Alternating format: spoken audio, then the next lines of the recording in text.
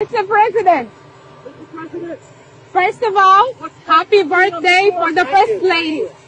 We have 6 ones. Yeah, Mr. President, you just shared on your social media about the great news for Africa. Can you tell more for the African people? Everybody's so excited. We do. We have a great news, I believe, coming up with Rwanda and the Congo. And I think you're going to be seeing peace in Rwanda and the Congo and a few other nations right around.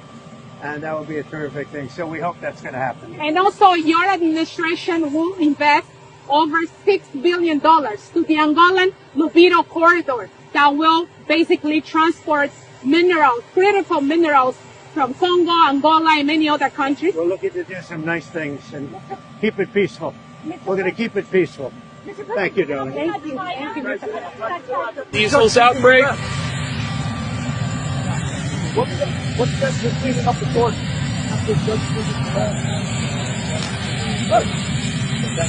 Judge